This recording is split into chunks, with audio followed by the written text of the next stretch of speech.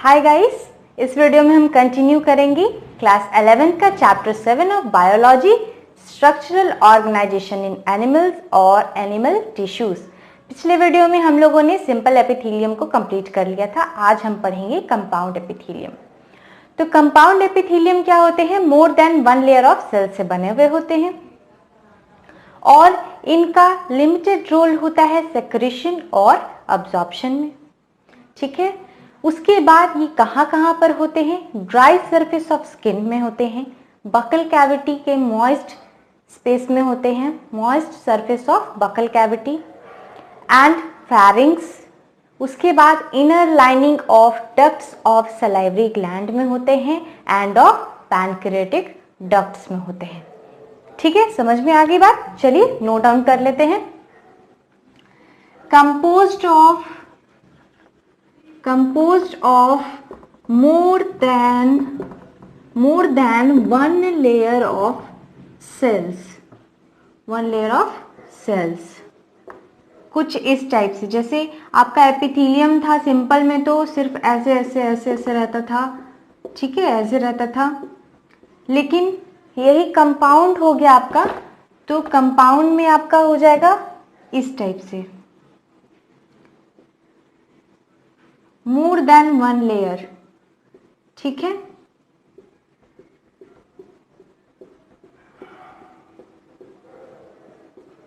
More than one layer of cell से बने हुए होते हैं। ऐसे रहता है आपका कंपाउंड एपिथेलियम। समझ में आ गई बात? ओके।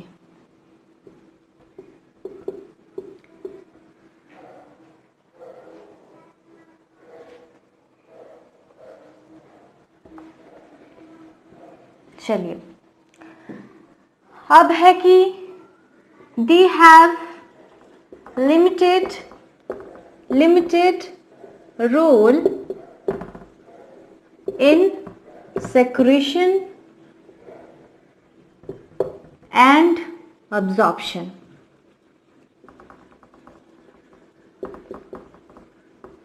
मेन फंक्शन क्या है?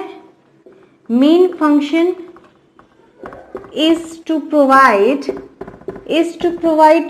protection।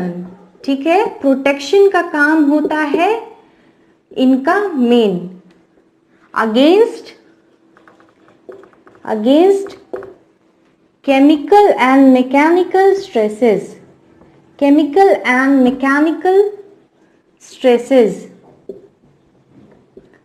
Is it clear हुआ? ठीक है, मैकेनिकल स्ट्रेसेस के against provide protection. They are found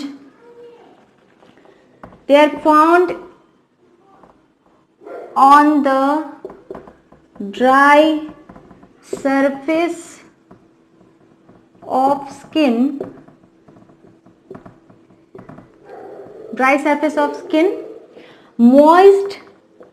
moist surface of buccal cavity,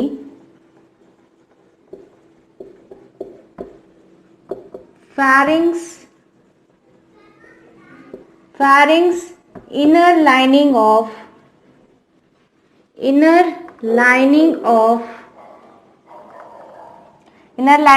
ducts of salivary gland and of pancreatic ducts। यहीं पे लिख लीजिए ducts। ठीक है, बात आ गई समझ में? इसको नोट डाउन कर लीजिए जल्दी से या स्क्रीनशॉट ले लीजिए। कंप्लीटेड। चलिए, कंपाउंड एपिथेलियम भी हम लोगों ने कंप्लीट कर लिया। अकॉर्डिंग टू एनसीईआरटी चल रहे हैं हम लोग। अब है कि ये जो सेल्स हैं टिश्यूज के, तो एपिथेलियम टिश्यूज के जो सेल्स होते हैं उन दो सेल्स के बीच बहुत ही लिटिल इंटरसेलुलर मटेरियल्स होते हैं, बहुत ही कम, क्योंकि सेल्स एक दूसरे से हेल्ड टुगेदर बहुत ही ज्यादा होते हैं। तो बहुत लिटिल इंटरसेलुलर मटेरियल्स होते हैं। अब ये जो दो सेल्स हैं, मान लीजिए दो सेल्स हैं, तो ये दो सेल्स एक दूसरे से हेल्ड टुगेदर कैसे रहते हैं? तो स्पेशलाइज्ड जंक्शंस होते हैं जो दो सेल्स को हेल्ड टुगेदर रखते हैं, और लिटिल जो इंटरसेलुलर मटेरियल्स होता है उनको भी रखते हैं। तो 3 टाइप्स ऑफ जंक्शंस है। There are 3 types of junctions.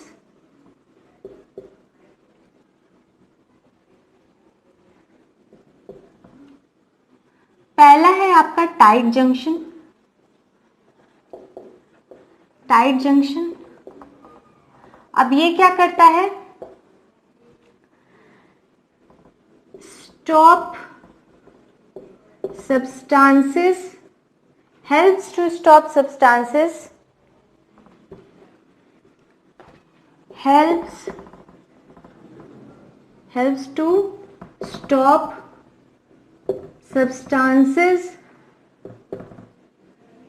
from leaking across a tissue। ये क्या करते हैं कि टिश्यू है, एपिथेलियम टिश्यू है, एपिथेलियल तो या स्क्वामस है या फिर कोई भी है, तो टिश्यू के बाहर किसी भी सब्सटेंस को लीक होने से, बाहर निकलने से बचाता है। Helps to stop substances from leaking across a tissue. Second है आपका एडहेरिंग जंक्शन। एडहेरिंग जंक्शन ये क्या करता है आपका? Perform cementing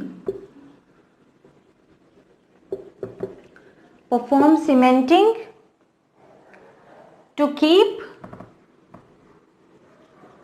keep neighboring cells together। ठीक है, दो सेल्स हैं, उन दोनों का सीमेंटिंग परफॉर्म करता है। अगर दो ब्रिक्स को आप जोड़ते हैं तो दो ब्रिक्स के बीच हम सीमेंट डालते हैं ना, तो वो ब्रिक्स क्या हो जाता है? हेल्ड टुगेदर हो जाता है। बस वही वाला काम ये करते हैं। दो सेल्स है तो नेबरिंग सेल्स को हेल्ड टुगेदर करते हैं, परफॉर्म सीमेंटिंग। थर्ड है आपका gap junction.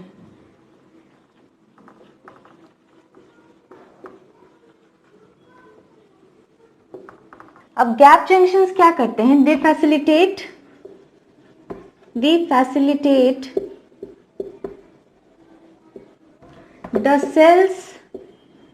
the cells to communicate with each other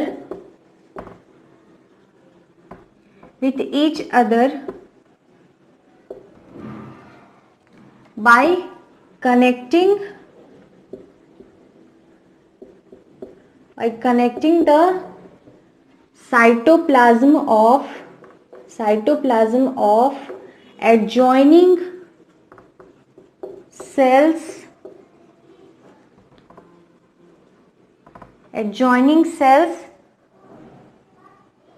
for rapid